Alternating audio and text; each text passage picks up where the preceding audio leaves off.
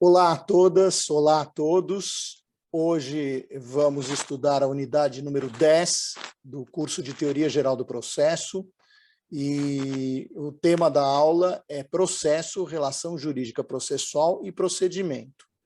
Basicamente, nesta exposição, nós falaremos sobre a evolução nas concepções de processo e suas consequências, processo como contrato, quase contrato, relação jurídica e situação jurídica, a natureza jurídica do processo, o processo como procedimento em contraditório, posições ativas e passivas dos sujeitos da relação jurídica processual, legitimação pelo procedimento e pelo contraditório.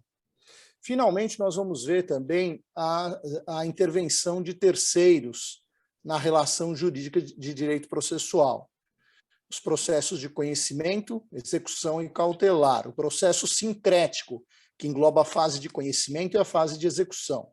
Classificação dos procedimentos, rígido e flexível, comum ou especial. E hoje eu tenho a honrosa presença de dividir os debates aqui com o Felipe Algrim, que é me orientando no mestrado, e vamos aqui estabelecer esse diálogo numa forma de podcast. Então, muito obrigado pela sua presença, Felipe. Muito obrigado pelo convite, professor. Acho que os debates aqui vão ser muito produtivos sobre esse tema. Bom, inicialmente, vamos estudar, então, Felipe, a natureza jurídica do processo e passar a analisar as diferentes teorias para explicar esse fenômeno processual. Inicialmente, evidentemente, como já foi dito em outras ocasiões, o direito processual é uma ciência relativamente nova, começou a se formar, a se estabelecer no segundo quartel do século XIX. Portanto, evidentemente que a noção de processo anterior vinha daquela concepção do Código Napoleônico, que é, evidentemente, aquela noção que vinha em todo o direito medieval europeu anterior, direito romano anterior, e essa concepção quase que contratual do processo. Então, evidentemente que nos séculos XVIII e XIX, o processo era visto como um contrato, e a influência clara do direito romano, o purupiano, e também de Rousseau, já há muitos séculos depois, no sistema francês.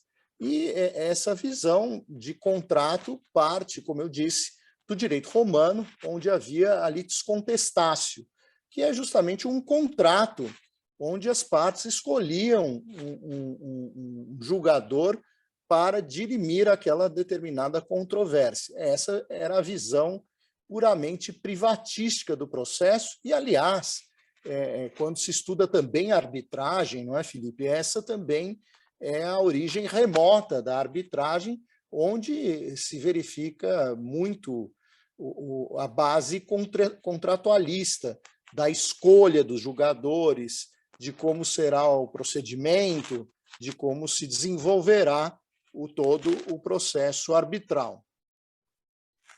Eu não sei se você gostaria de fazer alguma observação aqui, Felipe. Não, tem razão, professor. Realmente parece uma origem remota da arbitragem. Aqui a gente tem o processo como contrato justamente pela natureza voluntária do processo, né? Ambas as partes deveriam aderir à solução de disputa por um terceiro ali. Então, guarda muita relação com a arbitragem mesmo. E aí, no século XIX, já começa a se estabelecer uma discussão em torno da natureza jurídica do processo, principalmente por conta da formação relativamente recente daquilo que hoje consideramos Estado moderno, e aí com Arnaud de Guéniot, que acabou definindo o processo como quase contrato, isso no século XIX. Então, havia uma diferenciação, fazia-se a definição por exclusão, né? O processo não é contrato, portanto, poderia ser pensado como delito? Não, tampouco delito. Então, por exclusão, o processo seria um quase contrato, na medida em que atuaria um representante do Estado, um julgador, um terceiro imparcial, para justamente dirimir a controvérsia. Mas aí começam a surgir aqueles estudos de direito processual na segunda metade do século XIX e na Alemanha, e aí surge justamente o processo como relação jurídica. E aí o trabalho emblemático que merece ser lido por quem desejar se aperfeiçoar, se aprofundar no estudo do processo, é a obra de Oscar von Billow, de 1868, aqui no slide é com o, né, von Billow, e que se chamava Teoria dos Pressupostos Processuais e das Exceções Dilatórias. Esse trabalho está traduzido para o português, para o espanhol, portanto, embora originariamente escrito em alemão, ele é possível de ser encontrado em língua hispânica e também em português. E aí, evidentemente, começam a surgir os primeiros estudos a respeito de processo e é a primeira sistematização da existência de uma relação jurídica processual que é distinta da relação jurídica de direito processual. E essa distinção parte considerando que existem diferentes sujeitos, objetos e pressupostos. Então, essa diferença se estabelece quanto aos sujeitos, quanto aos objetos e quanto aos pressupostos. E a partir do momento em que a demanda é proposta, forma-se, evidentemente, uma relação entre autor e juiz, e após a citação, após o ato em que o réu é chamado para se defender, ele passa também a integrar essa relação jurídica processual. E aí teríamos uma situação estática entre autor, réu e juiz, isso na concepção do processo como relação jurídica processual. E, a partir daí, o que é mais importante, reconhece-se uma autonomia da relação jurídica de direito processual comparativamente à relação jurídica material. Então, a partir daí começam, aliás, os estudos a respeito dos pressupostos processuais, que se distinguem dos pressupostos da relação jurídica de direito material. Mas sobre esses... Bem, então, como nós vimos, essa primeira definição do processo, a partir do momento em que surgem os estudos de direito processual, é o processo como relação jurídica processual. E uma outra teoria, não é, subsequente a essa, é a do processo como situação jurídica. E aí o estudo emblemático é de 1925, portanto, quase 100 anos, de James Goldschmidt, e a obra se chama Processo como Situação Jurídica. Essa obra também está traduzida para o espanhol, também é acessível a vocês, tem também na biblioteca da Faculdade de Direito da Universidade de São Paulo. E, evidentemente, que aqui Goldschmidt faz uma crítica à teoria da relação jurídica processual, a teoria anterior delimitada por Oscar von Billow. E aí o processo é visto como uma chance, né? O direito processual passa a ser regido por possibilidades, expectativas e ônus. Então, a partir do momento em que é instaurado o processo, o direito é substituído por uma chance. E essa chance, evidentemente, depende do comportamento da parte ao longo do processo. E, evidentemente, que o cumprimento dos ônus processuais, as expectativas e possibilidades serão formadas e isso faz com que o processo passe a ser considerado como uma situação dinâmica, delimitada pelo comportamento das partes ao longo de todo o arco procedimental. E, evidentemente, que essa sucessão de diferentes situações jurídicas é capaz, então, de gerar para os sujeitos deveres, poderes, ônus, faculdades, direitos e até estados de sujeição. Por exemplo, quando na execução o executado está numa posição de sujeição, ele se sujeita àquela vontade que emana do título executivo, que pode ser judicial ou extrajudicial.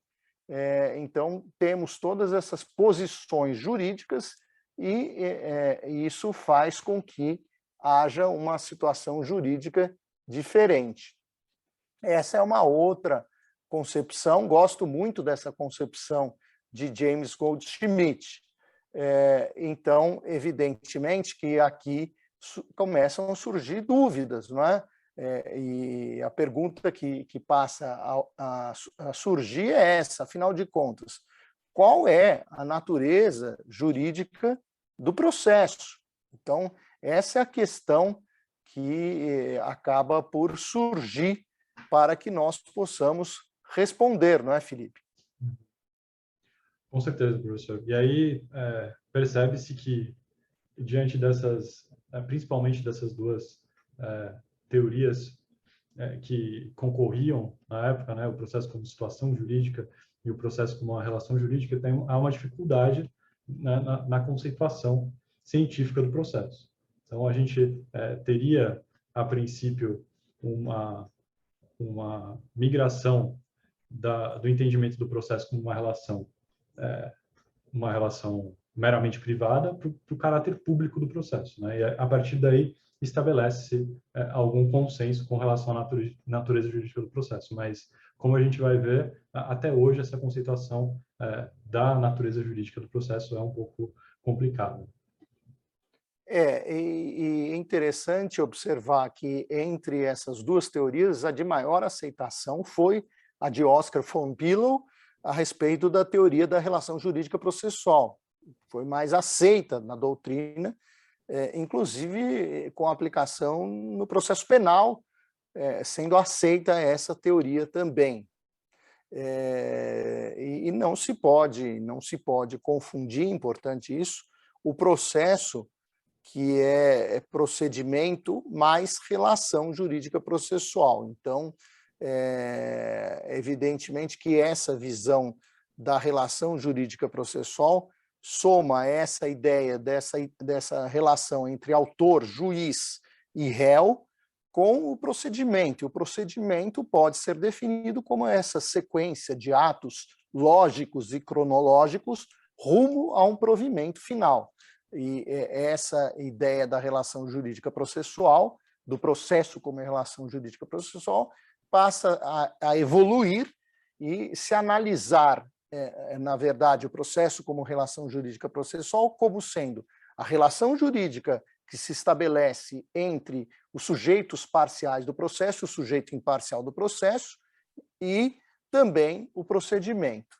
Então, surge essa ideia, essa concepção que perdurou por muito tempo, até que surge mais recentemente, não é?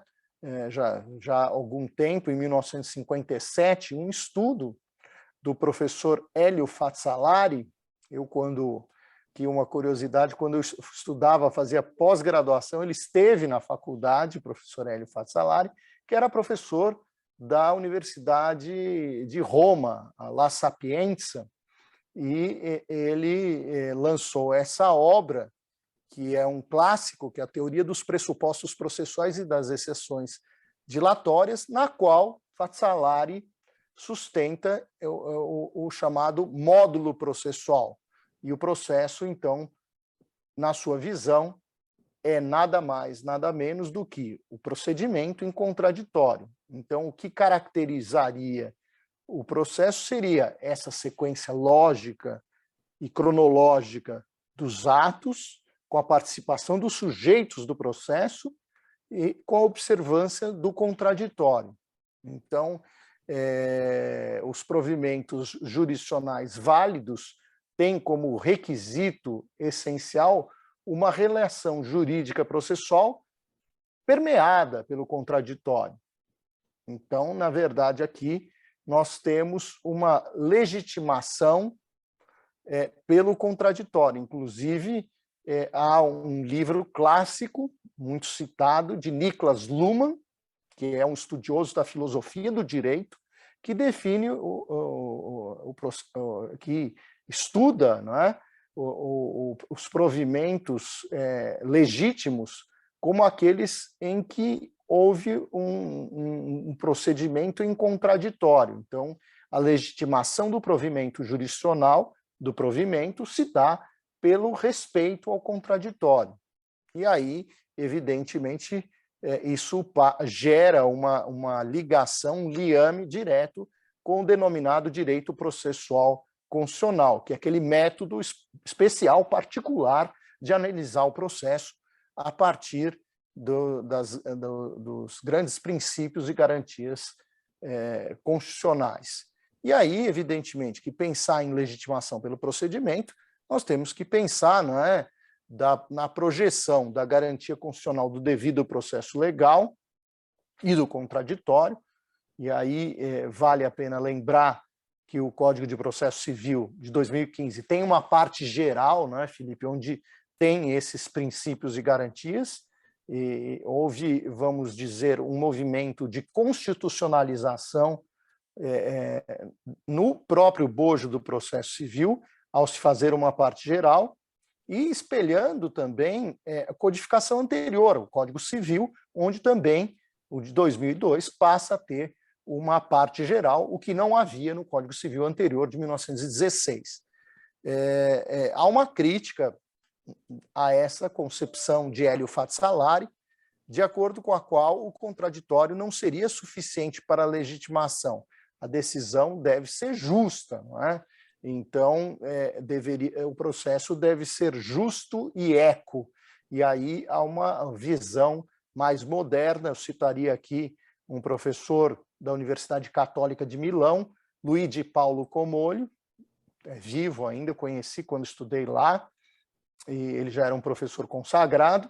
E aí, evidentemente, que para que o provimento seja legítimo, é preciso que haja o respeito a certos requisitos, uma instrução probatória devida, concessão de prazos razoáveis às partes.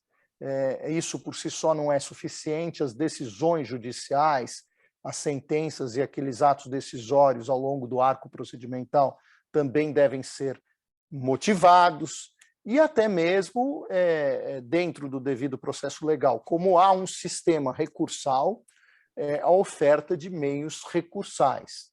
Não é? Então, a oferta de meios recursais também é vista como algo que remete ao devido processo legal, aquele procedimento previsto em lei. O que poderia surgir uma dúvida, não é? Seria a seguinte, não é, Felipe? E na arbitragem que não há recursos, não é? Como é que a gente faz? Tem devido processo legal? Tem, porque as partes, por escolha, escolhem aquele procedimento onde, na imensa maioria das vezes, não há recurso, não é? E aí, evidentemente, as partes escolhem se submeter àquela decisão, digamos assim, em única instância, não há a possibilidade de recurso. É importante lembrar que também existem em algumas câmaras arbitrais, isso em caráter extremamente excepcional, a possibilidade de recursos arbitrais. Mas isso, evidentemente, depende, não é, Felipe, da escolha imperativa das partes. A escolha é que acaba delimitando precisamente o modo de ser do procedimento. E aí eu queria que você explicasse no próximo gráfico, Felipe, esses sujeitos da relação jurídica processual, do sujeito imparcial do processo, que é o juiz, e os sujeitos parciais, explicando aí essa concepção, mas antes nós vamos falar, evidentemente, dessas diferentes posições aqui, dentro dos clássicos italianos, não é? E aí precisamos definir quais são os sujeitos da relação jurídica processual. Eu disse aqui sujeitos parciais, então eu poderia dizer que são os sujeitos parciais demandante e demandado. Evidentemente que na fase de conhecimento o nome é autor e réu, Na execução, nós temos exequente, executado, por isso que essa opção terminológica de demandante e demandado é mais abrangente do que a mera figura de autor e réu, tal como nós estamos acostumados. Então, vejam que, de acordo com Liebman, Enrico Túlio Liebman, que tem um manual de direito processual traduzido para o português, as partes são sujeitos do contraditório instituído perante o juiz. Já, segundo Giuseppe Chiovenda, parte é aquela que pede e em face de quem é algo pedido. Chiovenda, veja, que parte de um pressuposto de ligar a relação jurídica de direito processual um pouco com a relação jurídica de direito material. Lembrando que a parte que pede em face de quem é algo pedido, eu estou partindo do pressuposto que o réu é titular do passivo do direito material, quando isso pode não acontecer, pode ter o fenômeno da parte legítima, não é? E, inclusive, até nas demandas passivas, aí, hoje a gente sabe que tem demandas coletivas passivas, pode ser que o demandado não seja o titular passivo da relação jurídica de direito material. Essas concepções são clássicas, não é? Eu gosto também de lembrar uma definição de um ministro já falecido do Superior Tribunal de Justiça, grande processualista, Atos Guzmão Carneiro, que dizia: parte é aquele que está no processo, ingressou no processo, passa a ser parte. Não é? Essa visão bem simples, mas é isso que acaba delimitando o que é parte, que é justamente a parte que ingressa no contraditório, e por isso se aproxima da definição de Liebman. Então, há uma ligação jurídica entre os sujeitos processuais, o juiz em nome do Estado, ou o árbitro escolhido pelas partes, o demandante e o demandado. Então, tem sempre essas diferentes posições, não é? E aí a posição ativa está ligada à ideia de poder, que é uma atividade que virá determinar modificações na esfera jurídica alheia, criando novas posições jurídicas. E a faculdade está ligada àquela ideia de ônus, que é a conduta permitida, que se exaure na esfera jurídica do próprio agente. Então, quando se pensa em faculdade, ela está também com aquela ideia de se pleitear, pode-se ou não pleitear, dentro de uma posição ativa. Mas até aqui, nós temos um fenômeno do ônus. Normalmente, o ônus está ligado a uma posição passiva. Então, por isso, aqui no gráfico, o ônus está na posição passiva. Mas faculdade e ônus se aproximam, porque a faculdade importa uma liberalidade, cujo não exercício acarreta consequências. Então, na visão de Goldschmidt, que já foi citado, ao falar dos ônus, ele entende que o ônus é o imperativo do próprio interesse. Então, vejo que o ônus está muito ligado à ideia da faculdade. Se, de um lado, o autor tem o poder de formular um determinado pedido, ao deixar de formular, ele está deixando de exercer essa faculdade, e isso acaba acarretando certas consequências jurídicas. Então, ele tem a faculdade, mas tem também o ônus. E o ônus, nessa visão, nessa definição muito interessante de Goldschmidt, nada mais é do que o imperativo do próprio interesse. Ele existe na medida em que existe o interesse da própria parte em exercitar aquela faculdade e, evidentemente, exercendo ou não, isso acaba gerando certas consequências jurídicas. Sujeição já é aquela ideia de posição passiva, de impossibilidade de se evitar uma atividade alheia, uma situação criada por ela.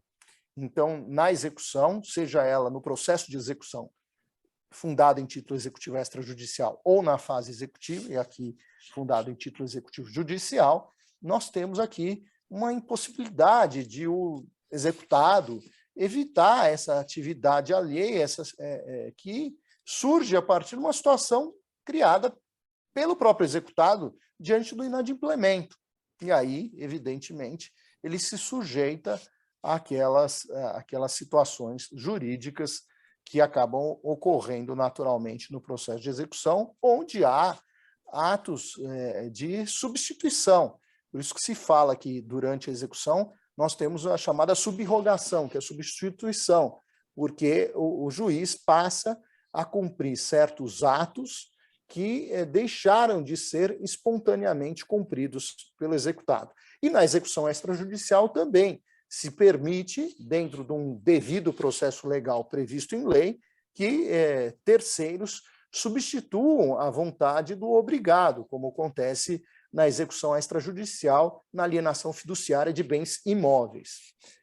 Já o dever, o conceito de dever está ligado àquela ideia de exigência de uma conduta, não é? Então, impõe-se uma determinada conduta. Quando se pensa, por exemplo, em um juiz não tem ônus, ele tem deveres que devem ser cumpridos a partir daquilo que emana da própria lei. Então, vamos ver aqui, continuando, né, Felipe, o que você poderia falar desses sujeitos da relação jurídica processual?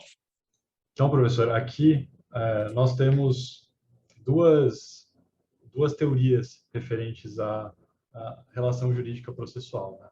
A gente teria, em primeiro lugar, a teoria que já é mais ultrapassada, que seria a teoria da relação jurídica angular, na qual as partes, que podem ser não só autor e réu, mas também exequente, executado, ou nós cautelares, requerido, requerente, enfim, a gente tem aqui uma dinamicidade das situações jurídicas aqui na relação jurídica processual. Então, nesse caso da relação jurídica angular, nós teríamos uma relação tão somente entre autor e juiz, e réu e juiz. A gente teria uma reciprocidade ali, né, nessa relação, e não haveria relação jurídica entre autor e réu.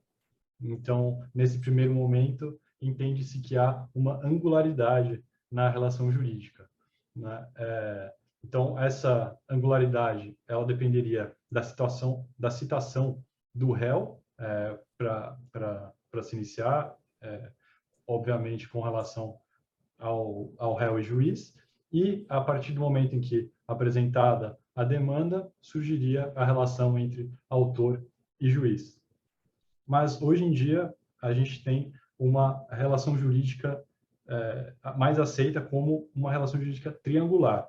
Aqui também entre juiz, autor e réu, demandante ou demandado, enfim, a gente tem ali a pluralidade de situações, mas aqui entende-se que há uma reciprocidade na relação entre também autor e réu. Então, ambos teriam direitos e deveres um para com os outros. Então, a gente teria, por exemplo, entre autor e réu, o dever de lealdade. Essas partes elas podem, por exemplo, convencionar a suspensão do processo, podem realizar negócios jurídicos processuais, claro, com eventual homologação do juiz, mas inicialmente essa relação é entre autor e réu, e até mesmo a transação, né, seria entre o autor e réu, depois essa transação seria submetida ao juiz. Então, a gente teria aqui uma relação mútua entre os três polos do processo, se a gente puder falar assim, professor. É interessante, porque tradicionalmente, não é, se falava que o autor move a ação contra o Estado em face do réu, não é? Tinha aquela ideia. E essa terminologia era muito cara, né? Então não se propunha uma ação, não é? Se propunha uma demanda contra o juiz em face do réu. E aqui essa relação, essa visão triangular parte de uma ideia de que todos os sujeitos estão ligados a um liame entre todos e baseados numa ideia de cooperação, não é? E de lealdade e boa-fé. Isso, inclusive, está na parte geral do CPC de 2015, norma essa que é aplicável a todo e qualquer processo, dada o seu caráter claramente geral. Então, essa importância desses dispositivos da parte inicial do CPC de 2015. Por outro lado, também, mostrando aqui o gráfico, né? O gráfico parte das figuras de autor e réu, que são figuras típicas da fase de conhecimento, não é? Então, é importante saber e utilizar da terminologia adequada, não é? Autor e réu na fase de conhecimento ou no processo penal, quando se pensa em execução, já se pensa em exequente, executado. Quando se está diante de recursos, a terminologia que se usa é diferente, não é, Felipe? É apelante, apelado, embargante, embargado, recorrente, recorrido, se pensarmos em recurso especial e extraordinário, o primeiro perante o Superior Tribunal de Justiça, o segundo perante o Supremo Tribunal Federal.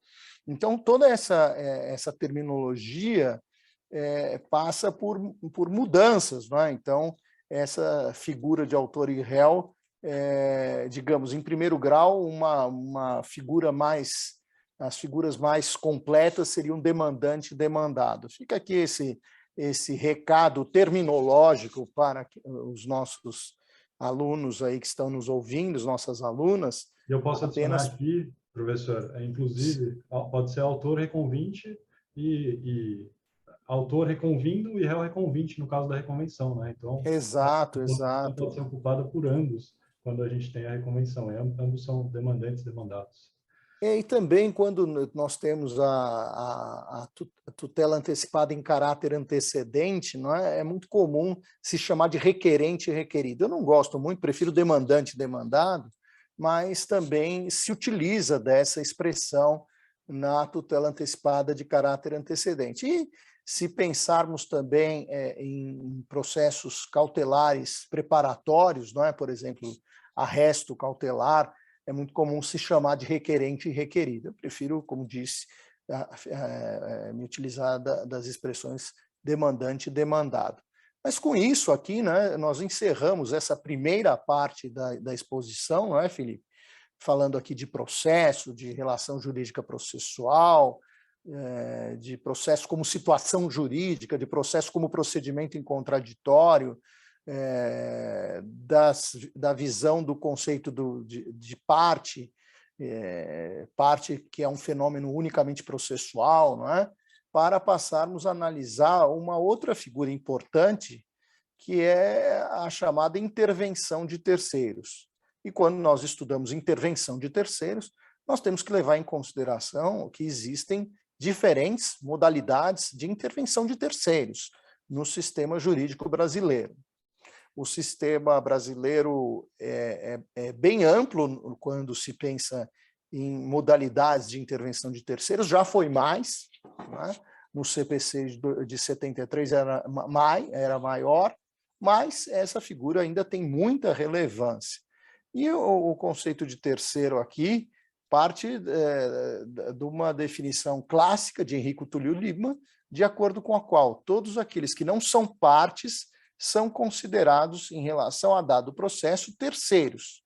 E aí vem aquela ideia que eu já havia falado de Atos Guzmão Carneiro, ministro do Superior Tribunal de Justiça, e que foi responsável por grandes reformas no direito processual, chegou a participar até da comissão do Senado Federal no CPC de 2015, já com muita idade. Eu diria que cabe destacar o grande trabalho que ele teve no modo de ser do atual processo civil brasileiro. E para Atos Guzmão Carneiro, terceiro é todo aquele que não é parte no processo, enquanto não for. Então, o terceiro se torna parte assim que é citado ou quando ingressa voluntariamente no processo. E nós vamos ver que existem intervenções de terceiro em que o terceiro ingressa espontaneamente no processo, e em outras ocasiões essa intervenção é provocada, não é? E aí é interessante notar que essa definição muito feliz de Atos Guzmão Carneiro parte dessa ideia de que o terceiro se torna parte assim que ingressa no processo, então, de maneira provocada ou espontânea. Então, O terceiro é todo aquele que está fora do processo.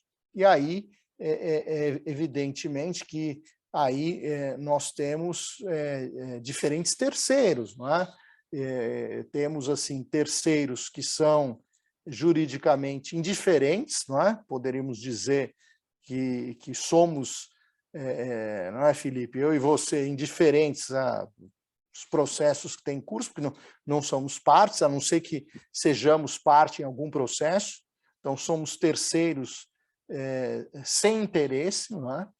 E há interesses terceiros com interesse jurídico, e esses terceiros que podem vir a ser parte, que podem intervir no processo, seja voluntariamente ou por intervenção provocada. E aí nós temos que pensar em terceiros com interesse jurídico no processo. E, evidentemente, há situações, há uma terceira situação aqui, que há de ser lembrada, de terceiros que apenas têm interesse fático no processo. Por exemplo, se nós formos credores de uma determinada pessoa, num determinado processo, não é? Nós somos terceiros interessados faticamente na vitória dele, não é? Eventualmente podemos ser até juridicamente interessados se, por exemplo, formos terceiros que estamos ajuizando uma demanda contra esse credor, nós podemos até, evidentemente, fazer uma penhora sobre esses direitos que estão sendo discutidos.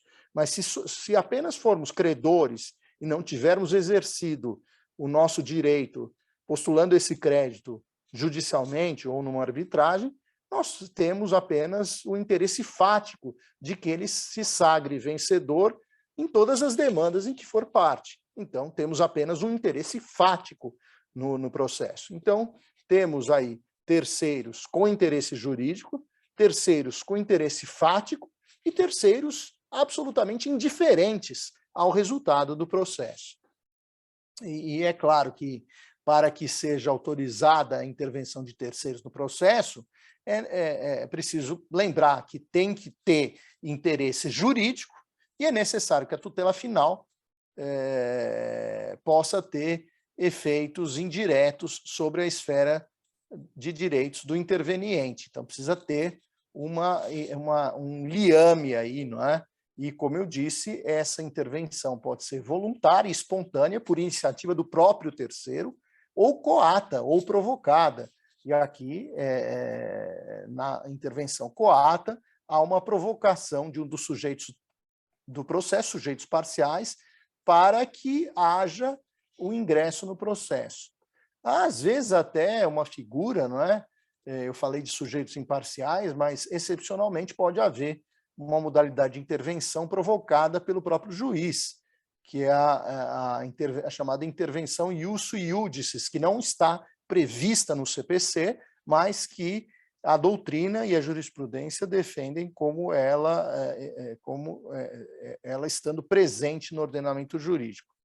E, evidentemente, que aqui, dentro dessa análise das modalidades de intervenção de terceiros, nós verificaremos que existem intervenções em que o terceiro não veicula uma nova pretensão, ele não formula um pedido.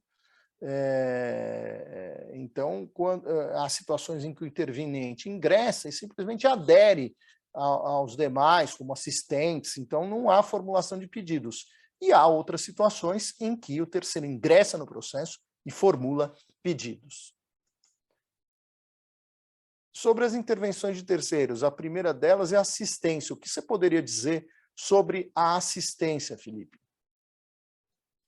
Então, na assistência, professor, a gente tem uma intervenção voluntária, né, na qual o terceiro possui um interesse jurídico para que a sentença seja favorável a uma das partes. Então, é aquilo que o senhor estava falando agora há pouco, né? A gente teria um interesse jurídico, então, aqui, para que fosse possibilitada a assistência, para que ela fosse autorizada.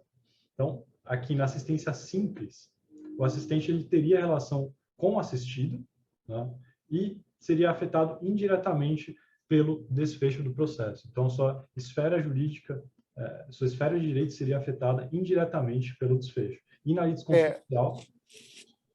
Sim, um exemplo, né, da assistência simples seria aquele fiador, não é, que ingressa no processo para auxiliar o devedor originário, né? Então, isso seria o exemplo da assistência simples, uma vez que a relação jurídica que se estabelece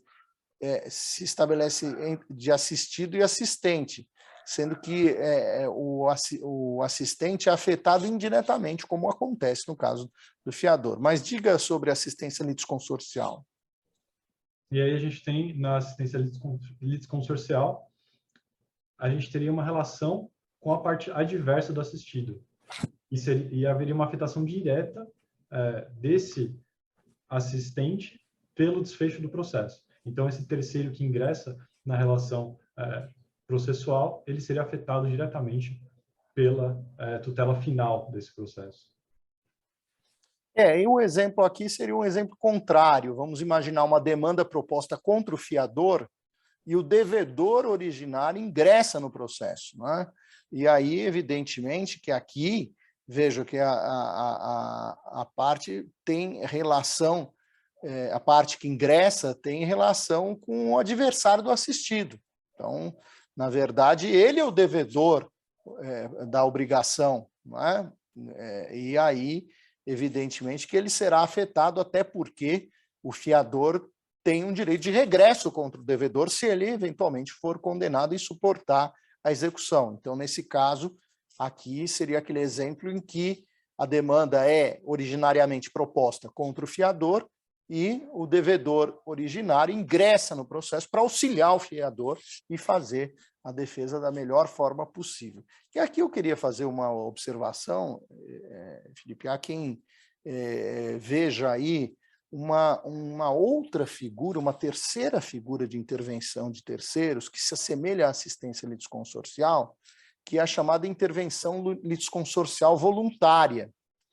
É aquela situação, por exemplo, de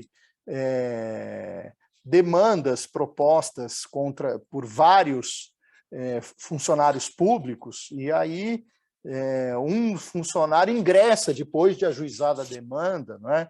Embora haja limitações do próprio ordenamento jurídico ao número de litisconsortes e até ao momento de instauração, há quem entenda que nessas situações haveria na verdade, não uma assistência litisconsorcial, mas uma intervenção litisconsorcial voluntária, porque o terceiro ingressaria em nome próprio, defendendo o direito próprio, e não estaria assistindo ninguém, ele estaria lá realmente ingressando no processo e postulando algo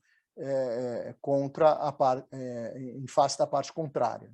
Não é? Então, apenas essa observação. Inclusive, existe um trabalho aí no pós-graduação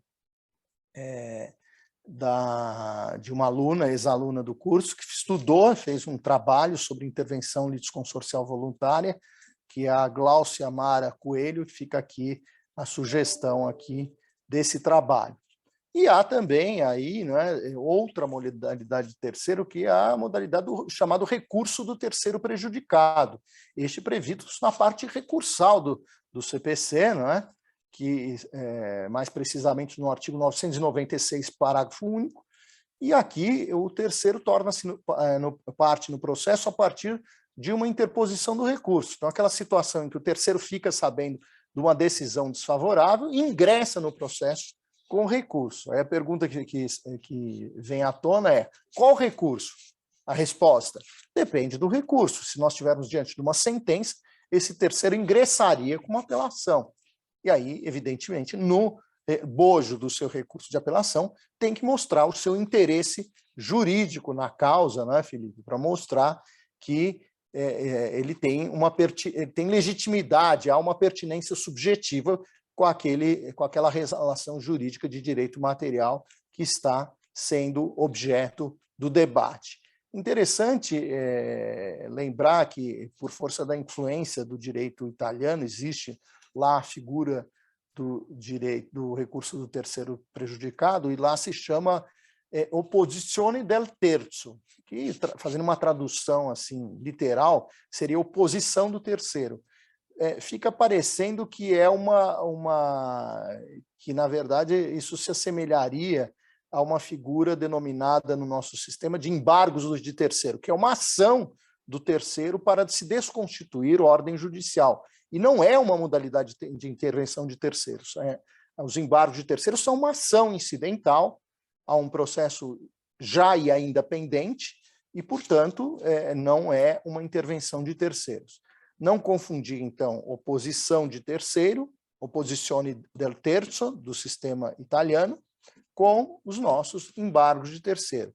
Oposição de terceiro, opposizione del terzo no sistema italiano, é o nosso recurso do terceiro prejudicado. Apenas aqui essa observação, que às vezes alguém pode consultar aí e desavisadamente, não é, pensar que se trata de uma intervenção de terceiros. Mas vamos adiante, então, com as outras modalidades de intervenção de terceiros.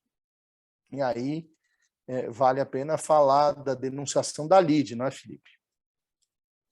Sim, professor. Então, a denunciação da lide seria quando uma demanda dependente da principal seja proposta por uma das partes contra um terceiro, por meio da qual, por essa demanda, pretende-se uma indenização por regresso ou por subrogação, que é muito comum no caso de demandas envolvendo seguradora, né, professor?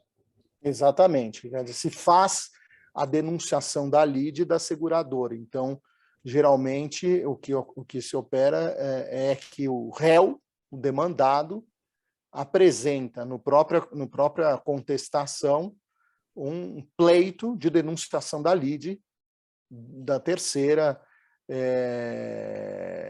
responsável por contrato, e aí, por força do contrato, há essa obrigação, então já se faz essa intervenção de terceiros, onde o juiz determina a citação da seguradora, não é? E aí o sistema novo só admite uma denunciação. No sistema anterior era até admitida a possibilidade de denunciações sucessivas, o que não é mais possível no nosso ordenamento jurídico atual. Mas o exemplo clássico aqui é, sem dúvida nenhuma, a da seguradora. Há também os casos de evicção, não é?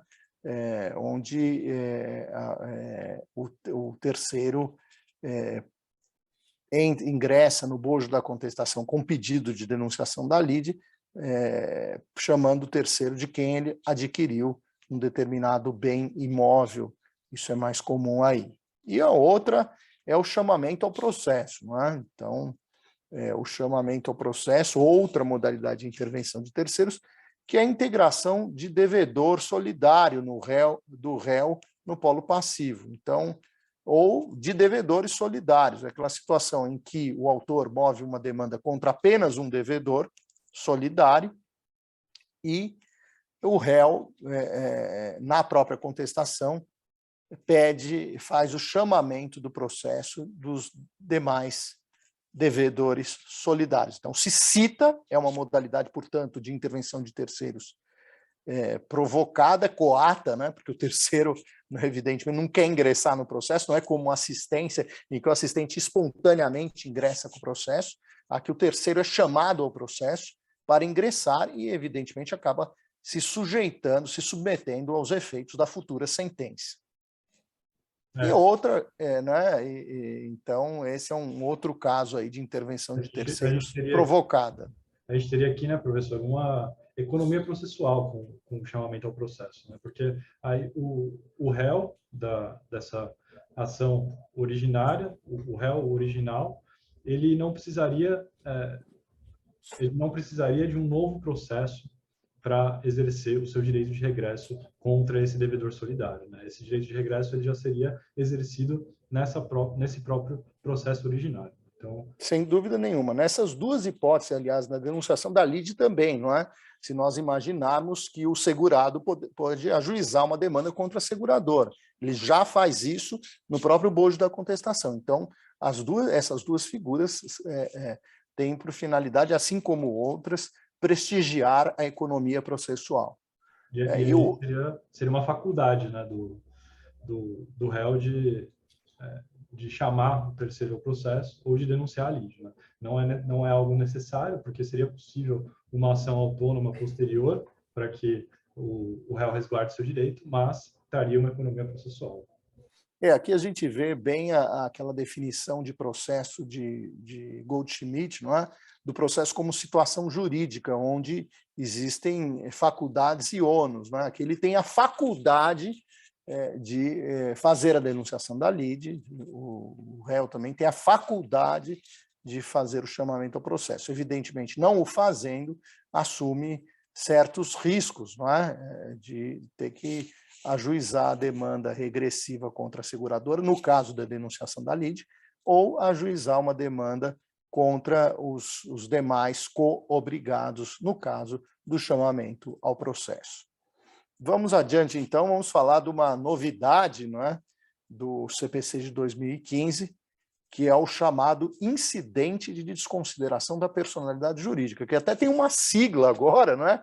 Porque isso tem acontecido tanto, que hoje, na praxe forense, a gente tem chamado isso de IDPJ, né?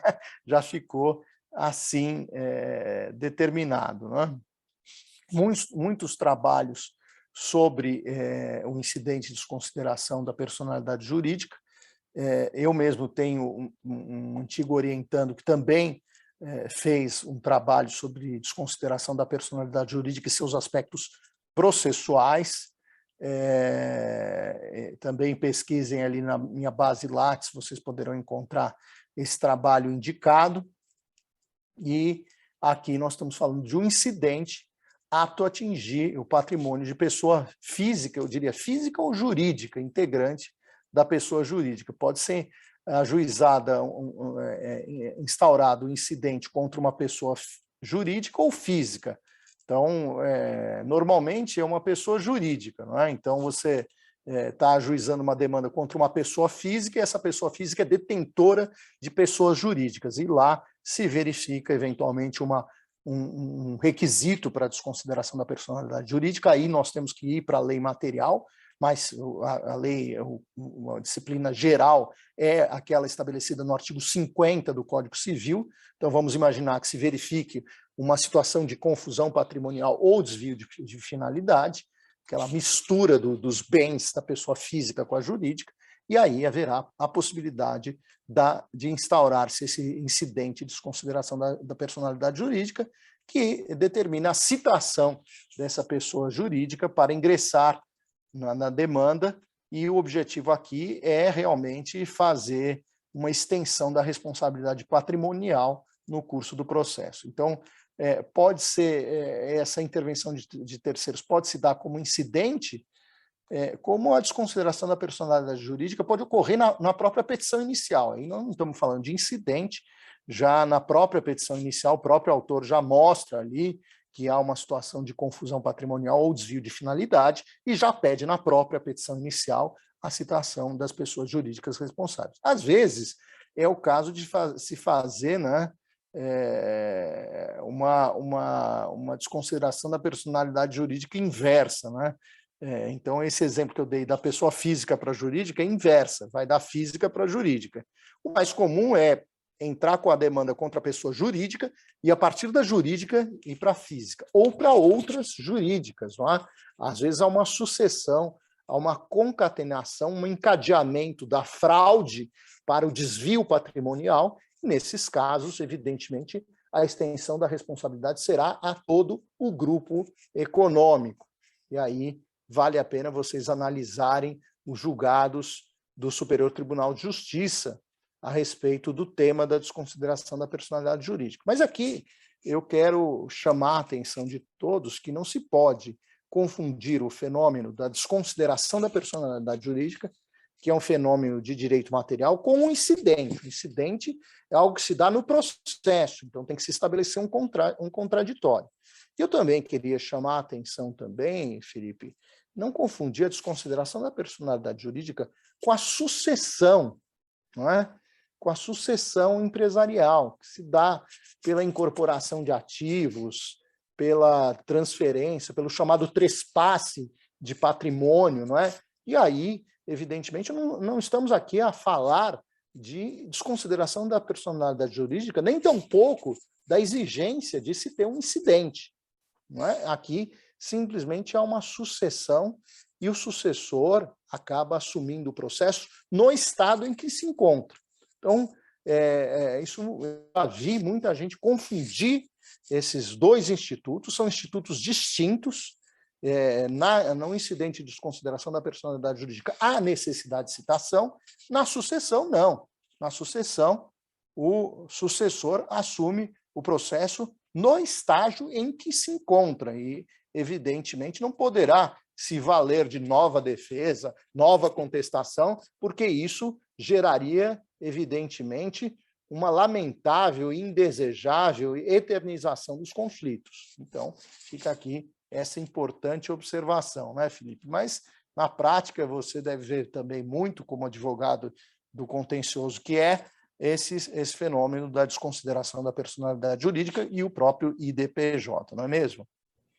Com certeza, professor. Inclusive, a desconsideração inversa que o senhor mencionou, que vale citar aqui, que é menos utilizado, mas realmente é ferramenta hábil a trazer mais eficácia aí aos atos executivos em geral, né? A gente tem normalmente incidente de desconsideração da personalidade jurídica no bojo de cumprimento de sentença ou de processo de execução, né? Que é ali o momento em que se sabe que o patrimônio do devedor estaria oculto, eventualmente pela sua pessoa física ou por outras empresas de fachada ou algo do tipo, aí o incidente de desconsideração da personalidade jurídica é muito útil, né? E são situações que, infelizmente, acontecem muito aqui no Brasil.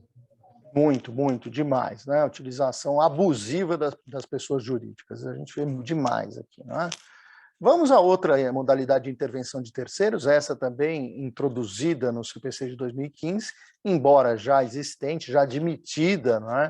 Mesmo antes do CPC de 2015. Há um livro do meu querido amigo e hoje presidente do Instituto de Direito Processual, o professor Cássio Scarpinella Bueno, sobre o amicus curiae, a sua livre docência, recomendo aqui aos alunos.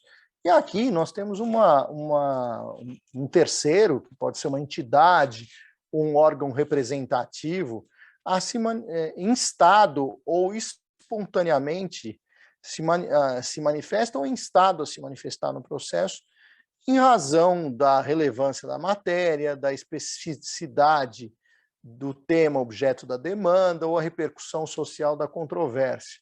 Então, eu mencionei aqui o Instituto Brasileiro de Direito Processual, que volta e meia intervém em processos em curso, em incidentes de resolução de demandas repetitivas, em recursos especiais repetitivos, onde há a necessidade de interpretação correta do direito processual. E aí, evidentemente, que o Instituto, que tem sede no nosso Departamento de Direito Processual e existe há mais de 60 anos, às vezes é provocado, inclusive, pelo Superior Tribunal de Justiça. Então, aqui fica essa figura importante do amicus curiae. E, evidentemente, que aqui há uma outra figura de intervenção de terceiros, né, que está um pouco escondida, né, Felipe, que veio a substituir a chamada nomeação à autoria, que é, digamos assim, eu não diria nem aqui nós temos sucessão do réu pela parte legítima, não é aquele fenômeno de sucessão de direito material. Aqui é aquela demanda primeiramente proposta em face de um determinado réu, e aquele réu é sabidamente parte legítima, e ele sabe que é parte legítima, não é?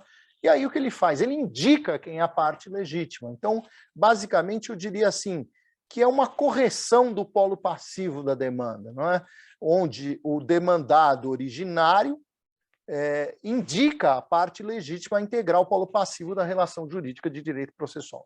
É uma correção do polo passivo e aqui está lá prevista no artigo 338, na sistemática anterior, tinha o nome de nomeação autoria, onde o réu nomeava, digamos assim, a parte legítima a figurar no polo passivo. Não é? Então, era uma situação muito difícil de acontecer, mas que ainda está presente no nosso ordenamento jurídico. Não há dúvida nenhuma de que dessas figuras aqui, não é, Felipe? Eu diria que o incidente de desconsideração da personalidade jurídica acontece muito, depois a denunciação da lide, amicus curiae, chamamento ao processo e as assistências, né? Já essa correção do polo passivo é mais rara de se ver. Agora vamos continuar, então, na nossa exposição, passando para outro ponto, não é, para falar um pouco do chamado processo sincrético. No CPC de 73, legislação anterior, para a satisfação de um direito, eram necessários 5 processos distintos, às vezes, né, até 5 processos distintos. Então, conhecimento, processo de conhecimento, processo de liquidação, processo de execução, processo de embargos de execução, às vezes processo cautelar para restar bens, não é? E aí, por conta de um anteprojeto elaborado pelo já citado Atos Guzmão Carneiro, isso acabou redundando numa alteração legislativa, mais precisamente na Lei 11.232 de 2005, que adotou-se o denominado sincretismo processual. A ideia aí foi inspirada no sincretismo que havia antes da ciência processual, onde havia uma mistura de direito material com direito processual. Aqui não é um sincretismo do direito material com o de direito processual, mas um sincretismo processual na medida em que o processo de execução deixou de ser autônomo para os títulos executivos judiciais. Na sistemática anterior, se ganhava, se obtinha uma sentença condenatória favorável, um acórdão no tribunal favorável, uma decisão colegiada no tribunal, e depois, quando se tinha que executar, tinha que se requerer a citação do executado. E era uma dificuldade. Eu me lembro de demorar até 1 ano para citar o executado. E aí vinha justamente o executado se defendendo com o mesmo advogado que havia patrocinado a sua defesa no processo de conhecimento anterior. Não tinha o menor sentido. A partir dessa modificação legislativa, o CPC de 73 passa a adotar fases. Então, uma fase de conhecimento e uma fase de execução. E aí passamos a ter, então, primeiro, uma fase de conhecimento e, se o autor, o demandante, se sagrasse vencedor, se iniciaria uma fase de cumprimento de sentença sem a necessidade de citação da parte que sucumbiu e que agora passa a ser o chamado executado. Então, essa ideia foi mantida no CPC de 2015, manteve essa linha do denominado sincretismo processual, extinguindo até mesmo, foi mais adiante, extinguiu até o processo cautelar. A cautelar passa a ser um incidente no processo, ressalvada aquela hipótese de produção antecipada de provas e também a tutela antecipada proposta em caráter antecedente, que tem por uma finalidade antecipar uma determinada tutela. Ressalvadas essas hipóteses, então, a cautelar passa a ser inserida no próprio bojo da fase de conhecimento ou da fase de execução, sem a necessidade de uma nova citação. Isso tudo gera um processo mais dinâmico, mais rápido, mais eficaz, que é o denominado processo sincrético, não é? Onde há essas fases sem a necessidade de citação, conhecimento, execução e, às vezes, no meio, alguma medida cautelar, se ela, evidentemente, se fizer necessário. E aí isso acaba gerando uma economia processual muito grande. E vamos, então, destrinchar cada uma das fases e analisando aqui essa primeira fase, que é a fase de conhecimento, que pode ser geralmente instaurada pelo procedimento comum ou padrão. Existem procedimentos especiais, mas aqui, evidentemente, estou a falar do procedimento comum. E aí, essa própria fase de conhecimento é subdividida em outras fases ou subfases, não é? E aí poderíamos falar de fase postulatória, ordinatória ou saneadora, instrutória ou decisória. A fase postulatória é aquela representada pelas razões das partes em contraditório. Então, ela é caracterizada pela circunstância de ser aquela fase em que as partes apresentam as suas demandas, os seus pedidos. E aí, essa fase normalmente é representada pela petição inicial e pela contestação do réu, e pela réplica do autor, que é aquela peça destinada ao autor rebater aquelas alegações feitas pelo réu na contestação. Então, essa é a fase em que as partes encartam aos autos as suas razões. Em seguida, nós temos a fase ordinatória ou saneadora, e essa fase é caracterizada por uma decisão do juiz de acordo com a qual o juiz põe o processo em ordem. Por isso que se chama fase ordinatória. Saneamento vem daquela ideia de sanear, de colocar em ordem, não é? Mas não significa que o juiz está limpando o processo. Ele está verificando se o processo está em ordem, se não existem nulidades, se é o caso de se determinar ou não a realização de uma prova. Se não for o caso, ele julga já de imediato, não é? Ele pode julgar antecipadamente o mérito, que é representado pelos pedidos deduzidos pelas partes no processo. Então, essa fase ordinatória ou saneadora é representada por uma decisão interlocutória na qual o juiz verifica que as partes são legítimas, que há interesse processual, verifica as condições da ação, verifica os pressupostos de desenvolvimento do processo, pressupostos processuais, e determina a produção das provas relevantes para a elucidação daqueles pontos controvertidos que surgiram com a petição inicial do autor e a contestação que rebateu aquilo que foi alegado pelo autor na petição inicial. Então, nesta fase ordinatória, se coloca o processo em ordem para se dizer se existem alguns pontos a serem corrigidos, sanados, e se determinar a fase subsequente, autorizando-se a produção de prova e delimitando, evidentemente, os pontos controvertidos de fato que precisam ser elucidados na fase subsequente, que é justamente a fase instrutória. E a fase instrutória é aquela na qual as partes produzem as provas e apresentam as suas alegações finais. E, finalmente, nós temos a fase decisória, na qual o juiz prolata a sentença. O juiz pode, evidentemente, determinar que as partes prestem certos esclarecimentos ou determinar a produção de novas provas a partir daquelas provas que surgiram no processo. Mas, se fizer, seria uma nova fase ordinatória, não é?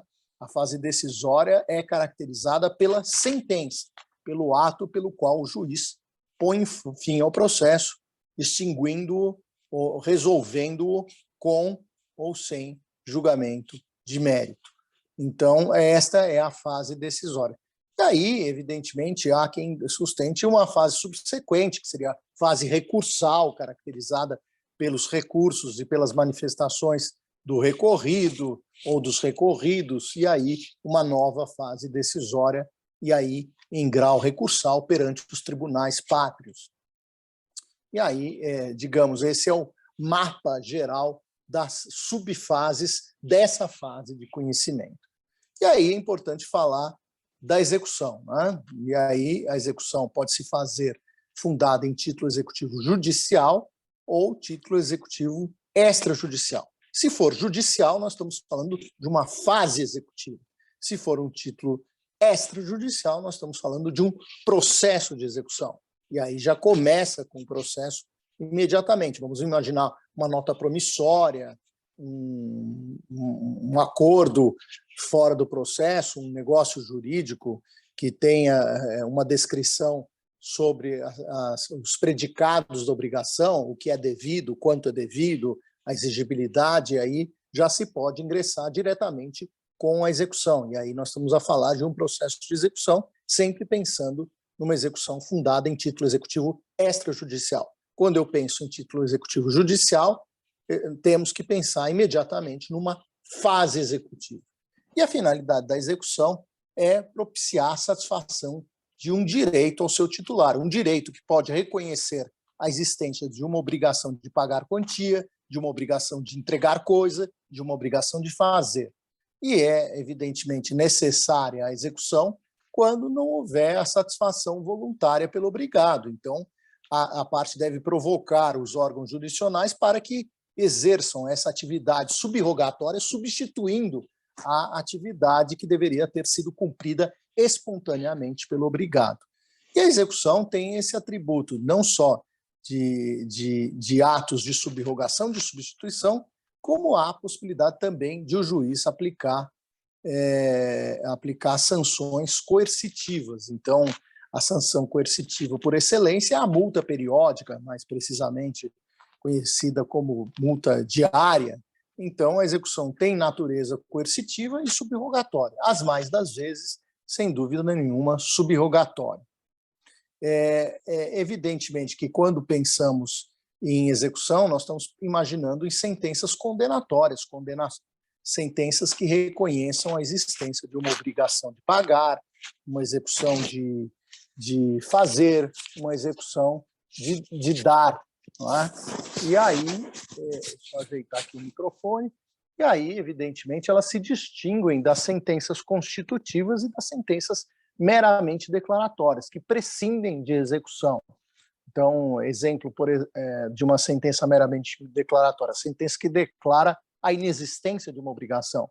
Não há necessidade de um ato de subrogação, pode, quando muito, haver uma atividade prática, que seria uma execução imprópria de retirar o nome do devedor do cadastro de inadimplentes. Então, isso não seria bem uma execução, um ato que importaria na sequência de atos de subrogação. Ou, por exemplo, uma sentença constitutiva, que pode ser positiva ou negativa, normalmente negativa, quando se pensa numa desconstituição, se desconstitui, por exemplo, um contrato, um negócio jurídico, e aí, evidentemente, não há uma execução, um ato de subrogação. Quando muito, um ofício a um cartório de registro de imóveis para declarar que aquela transação foi desconstituída.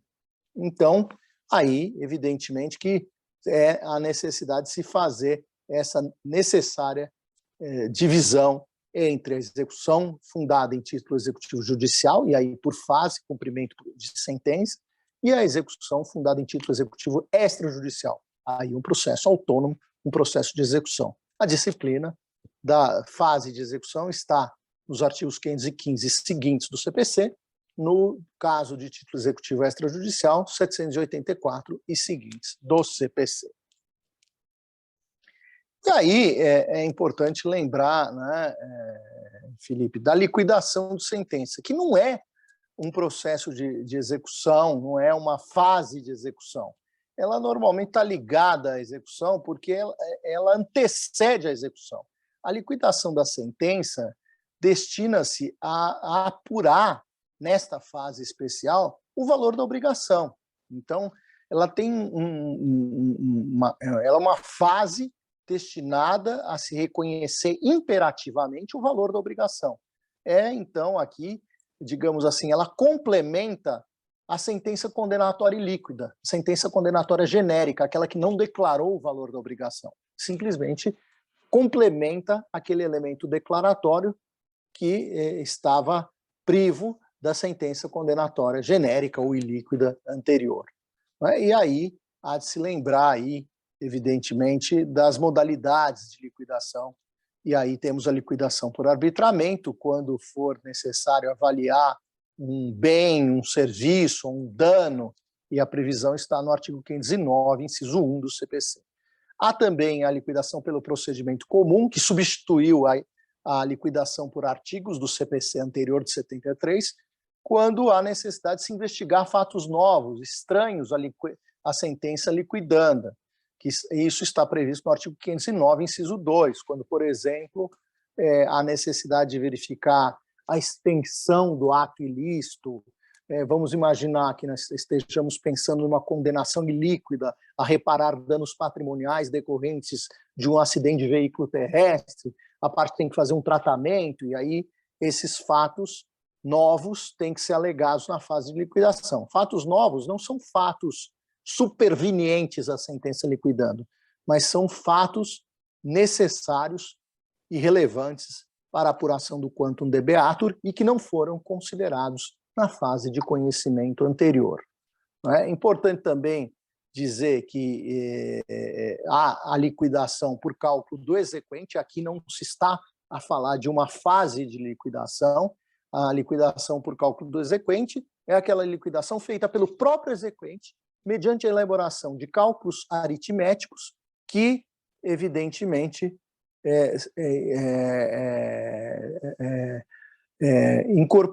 estarão na fase, no requerimento de cumprimento de sentença. Então, esses cálculos aritméticos são feitos pelo próprio credor, pelo próprio titular da situação jurídica de vantagem.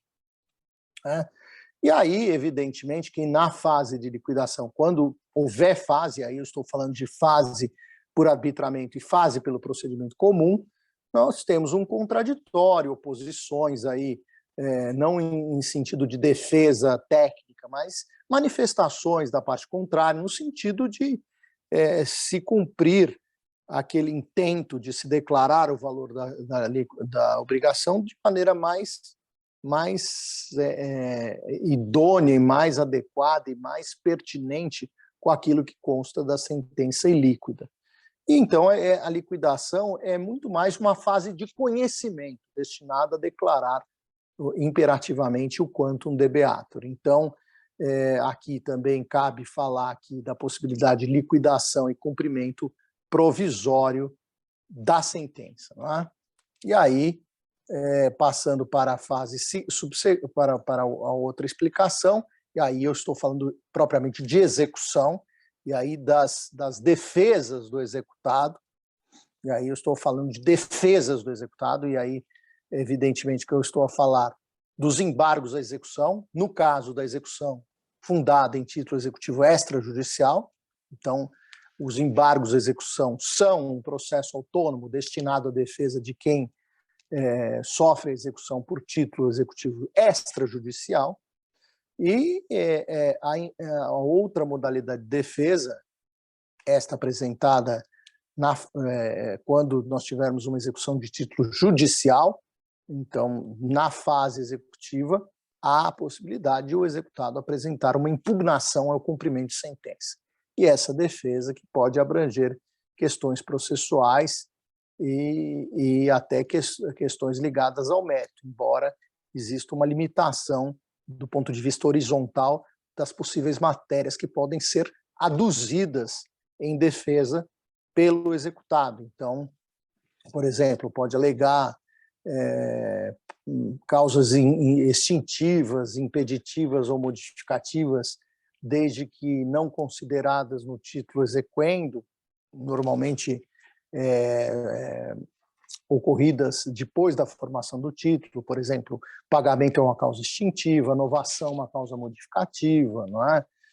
A ocorrência de uma certa limitação aos próprios direitos de personalidade, por exemplo, interdição, isso é uma causa impeditiva, são modalidades de defesa passíveis de serem alegadas em sede de impugnação ao cumprimento de sentença. E também, não é, vamos falar, essas causas impeditivas, modificativas e extintivas podem também ser alegadas em sede de embargos à execução.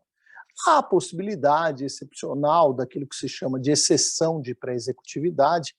Essa terminologia é um pouco inadequada, foi consagrada pela jurisprudência a partir de um estudo de Pontes de Miranda, um parecer chamado parecer número 95, publicado naqueles volumes de pareceres de Pontes de Miranda, onde ele defende a possibilidade de apresentação de defesa antes mesmo da citação na execução. Então, quando tinha a citação na execução de título judicial e, evidentemente, na citação para se pagar na execução de título extrajudicial. Então, seria uma defesa prévia ali, não é? Uma defesa antes mesmo da constrição relativa à validade do cumprimento de sentença ou mesmo do próprio título executivo extrajudicial e dos atos executivos subsequentes. É uma modalidade de defesa, não é? Que será, evidentemente, tratada com maior verticalidade no momento de estudarmos aí a execução, mas é uma modalidade de defesa que não está prevista no CPC, mas é uma modalidade consagrada pela doutrina e pela jurisprudência, e na ocasião oportuna faremos aí um estudo vertical sobre esse tema específico. Lembrando que é possível o cumprimento provisório de sentença, não é? Inclusive também a liquidação provisória da sentença. O cumprimento provisório de sentença é destinado à execução do título executivo judicial que possa ser desfeito, e aí eu diria reformado ou anulado no futuro, diante da interposição de um recurso, da existência de um recurso. Não é? Então, essa é a ideia do cumprimento de sentença provisório, baseia-se na ideia de título provisório. E ainda avançando um pouquinho, nós vamos falar um pouco sobre as tutelas provisórias, que tomaram aí uma ressignificação no CPC de 2015. A tutela provisória de urgência está regida nos artigos 294 e seguintes do CPC. Há também cautelares no sistema do processo penal, e aqui, evidentemente, é um instituto voltado a combater os males da duração excessiva do processo, com o objetivo de tutelar, de proteger direitos. Tem amparo na própria Constituição Federal, no artigo 5º, inciso 35 da Constituição Federal, que consagra a tutela jurisdicional adequada, efetiva e tempestiva, na visão de Kazuo Watanabe, que foi professor da nossa casa, na Faculdade de Direito da Universidade de São Paulo, e, evidentemente, que na tutela, quando se pede uma tutela provisória de urgência, é preciso que se alegue a existência da probabilidade do direito do autor. Então, tem que se fazer a demonstração do denominado fumus boni iuris, e, evidentemente, do perigo de dano ou risco ao resultado útil do processo, perigo in mora. Então, é preciso, então, se demonstrar, ao se pedir uma tutela provisória, o chamado fumus boni iuris e o perigo in mora. E a tutela provisória deve ser reversível e irrevogável. Então, essa noção de irreversibilidade, é preciso se ter em mente que, normalmente, o juiz vai verificar se aquela tutela pretendida é irreversível. É claro que ele tem que fazer um juízo de valor. O Código não foi muito feliz em falar de irreversibilidade. Na verdade, nós temos que verificar quais são os direitos que estão em jogo, porque às vezes pode ser irreversível para o autor e para o réu. E aí tem que se fazer um balanceamento daqueles interesses que estão em jogo. O sistema inglês, por exemplo, usa a expressão balance of interests, né? E o sistema português, por exemplo, se utiliza da expressão probabilidade da providência. Então, tem que ver aí o que está em jogo, se é reversível ou não, mas pode ser em situações últimas, né? Pode haver uma irreversibilidade. Quando nós estamos pensando em tutela provisória de urgência, nós temos que pensar que pode haver uma tutela antecipada e uma tutela cautelar. Elas se diferenciam. A tutela antecipada garante ao sujeito, em caráter provisório, o bem da vida que almeja com a tutela jurisdicional final. Então, por exemplo, remoção de ilícito, né, Felipe? Remoção de conteúdo ilícito na internet. É uma tutela antecipada, né? Que, muitas vezes, se exaure. Por isso que, muitas vezes, se move uma tutela antecipada em caráter antecedente, então, sem a necessidade de um processo de conhecimento ulterior, aí se move uma tutela antecipada de caráter antecedente e, com a concessão, a remoção daquele conteúdo ilícito da internet, já se satisfez o demandante. A tutela cautelar já tem outra concepção. Ela evita que o decurso do tempo deteriore o direito do demandante, sem antecipar o resultado final do processo. Então, por exemplo, conservação de determinada prova, oitiva de uma testemunha idosa ou doente, apreensão de patrimônio para garantir futura execução. Então, aqui nós temos uma missão de tutelar o processo, não é mesmo, Felipe? Então, essa importância diz respeito ao pedido, não é? Com certeza, professor. E aqui, trabalhando muito com direito à internet, eu posso falar de tutela cautelar, a preservação de de registros, né, de IPs, de eventuais dados cadastrais, pode-se requerer a preservação desses dados ao demandado, e isso não necessariamente se confunde com a tutela final, que seria a apresentação, né, desses dados. Então, para que não haja deterioração do direito e não haja, né, eventualmente, a impossibilidade de prover a tutela final ao autor, ao demandante, preservam-se esses dados, por exemplo. Hoje o chamado direito digital, não é, Felipe, que você tanto se dedica aí, tem essa missão de conservação da prova. A gente não sabe nem se vai utilizar a prova, não é? Se a prova será útil para um determinado processo futuro, não é? E é simples conservação da prova, uma finalidade unicamente cautelar para viabilizar uma futura utilização ou outro processo, não é mesmo? Com certeza, professor. Tem como exemplos aqui de casos práticos que vem à mente, conservação por exemplo, em casos que versam sobre a contaminação do solo, por exemplo. Se a gente tem ali a possibilidade do solo, né, de colher a amostra do solo naquele momento, seria mais interessante para provar o direito do autor do que colher aquela prova no momento futuro, né, onde o solo pode, por exemplo, ter se alterado suas condições biológicas e não seja capaz de comprovar, eventualmente, a contaminação do solo. Então, são mecanismos aqui para preservar o direito do demandante. E essa parte de conservação de prova tem muita utilização no processo penal também, né? Então, extremamente utilizada a tutela cautelar para justamente se fazer essa prova antecipada, não é? Ou ainda outras situações, às vezes até assim, com um certo excesso, não é? As prisões cautelares no Brasil, não é? E aqui passaremos aí a um novo instituto, que é a tutela de evidência, que também tem por característica a provisoriedade, daí a razão pela qual aqui está tutela provisória de evidência. Então, quando se fala em tutela de evidência, sempre vem à mente aquela ideia da provisoriedade, esta prevista no artigo 331, e aqui nós não estamos falando de uma situação de urgência, não é?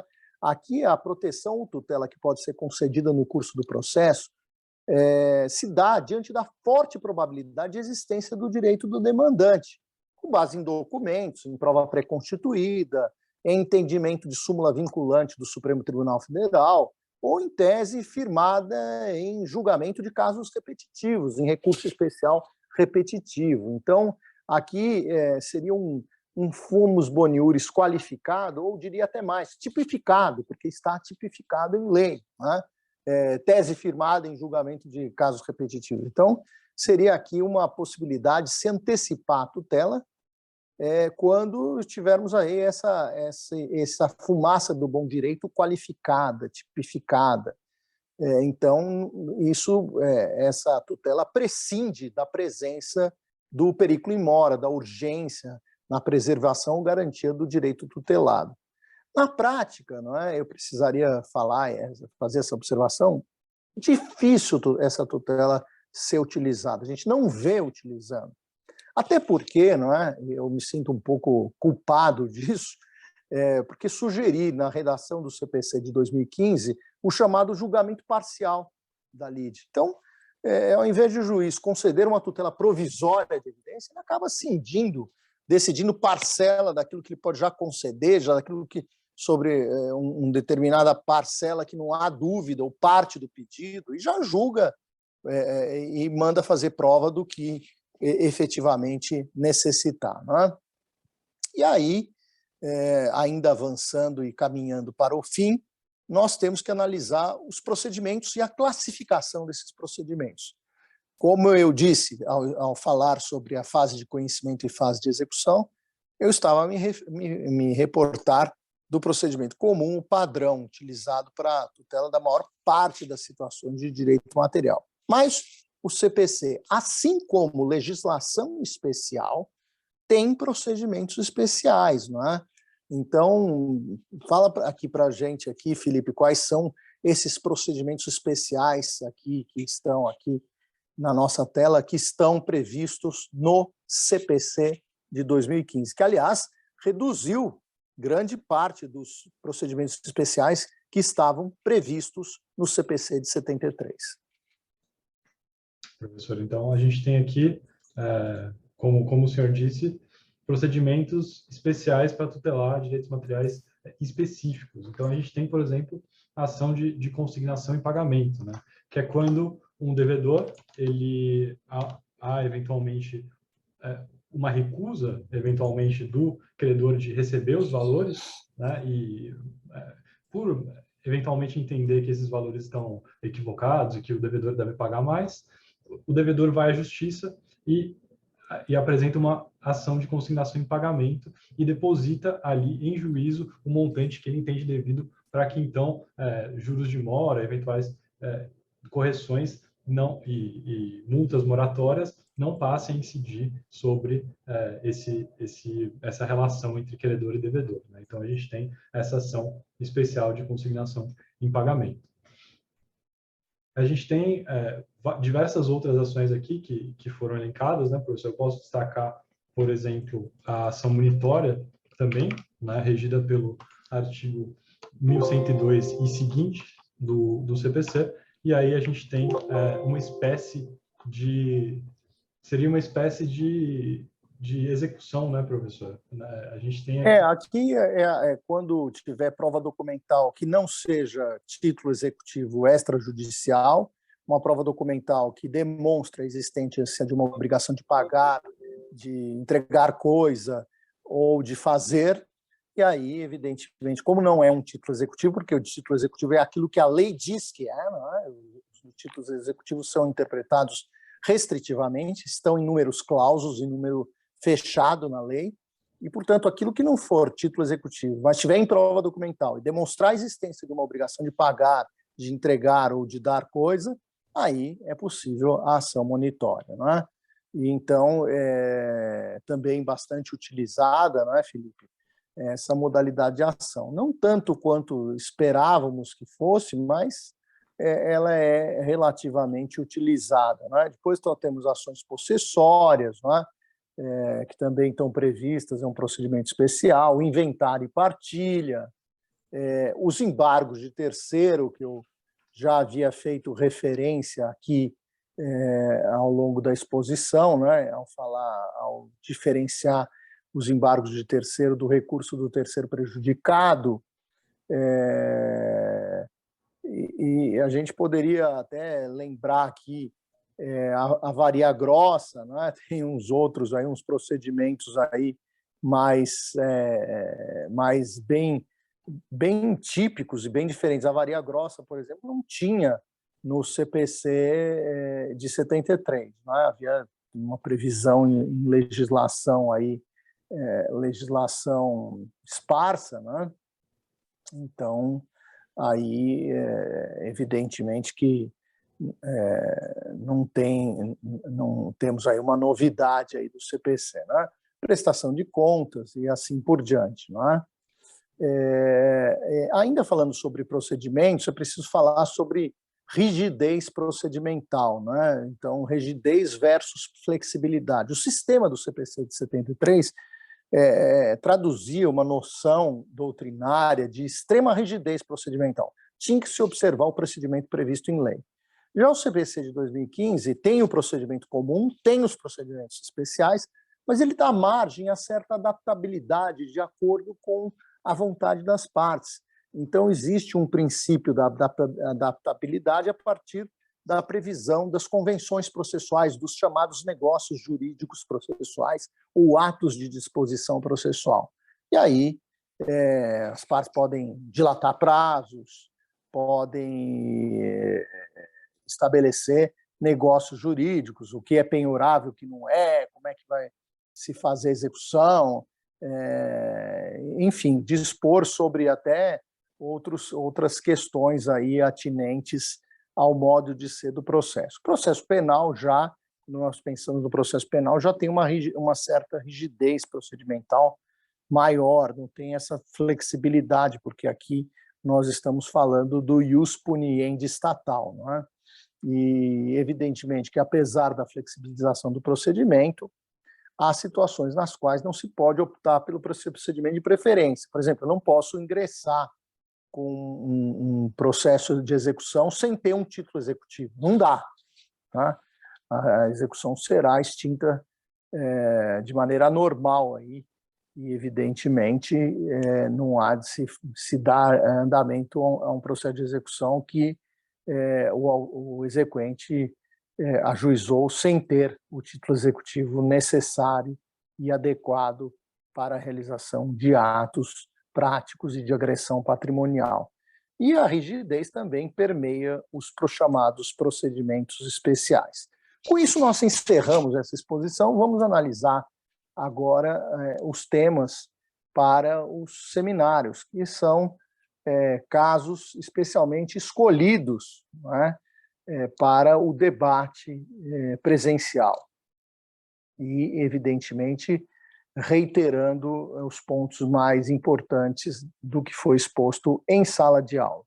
Então, primeiro, uma decisão do STJ, o recurso especial 1.766.376, e aqui, em sua decisão, o STJ afirma que no procedimento de tutela antecipada requerida em caráter antecedente, a tutela provisória pode ser requerida em momento anterior à formação da relação jurídica processual da tutela definitiva. Então, seria saber se essa decisão está correta, se é possível essa tutela antecipada antecedente e qual é a contraposição necessária àquele procedimento, aquele processo voltado para a tutela definitiva. O seminário número 2, aqui, trata de uma decisão do Tribunal de Justiça de Goiânia. E aqui se quer saber se está correto o acolhimento da denunciação da lide, um caso de intervenção de terceiros, pelo Estado de Goiás, do servidor público, causador do dano. Então, se aqui seria permitida uma ampliação subjetiva dos temas em denunciação da lide. Então, há uma discussão se pode ou não haver essa ampliação subjetiva, e aqui se quer saber se pode, em denunciação da lide, se ampliar, se colocar novos fatos que não aqueles que estavam na demanda originária. Então, esse é um tema bem interessante para debate. O seminário número 3, uma decisão do Tribunal de Justiça do Estado de São Paulo, e aqui temos que analisar a justificativa utilizada no acórdão para justificar, para fundamentar a realização de uma perícia em cumprimento de sentença. Então, diante daquilo que nós vimos de sincretismo processual, estaria correto determinar uma produção de prova na fase de execução? O que seria adequado se fazer nesse caso? Como é que a gente poderia solucionar esse problema? Não é? Realizar a perícia teria que ser impugnação, cumprimento de sentença? Como é que se faria? Teria que ter sido feita na fase de conhecimento anterior? Enfim, uma problematização aqui para pensarmos. Bem, e por último, o seminário número 4, que é uma decisão do Tribunal de Justiça de São Paulo, na qual houve a dispensa da realização da audiência de conciliação. E a justificativa foi fundada na possibilidade de flexibilização do procedimento. Então, o tribunal flexibilizou o procedimento e dispensou a realização dessa audiência importante de conciliação. E eu queria saber se, na visão do grupo, essa decisão se coaduna com as garantias do denominado devido processo legal. Com isso, terminamos a exposição. Quero agradecer a presença do meu orientando, Dr. Felipe Algrim, que se dedica muito ao estudo do denominado direito digital. Quero desejar a todas e a todos bons estudos. E muito obrigado, Felipe. Muito obrigado, professor. Bons estudos a todos e todas, e qualquer dúvida, estamos à disposição. Muito obrigado.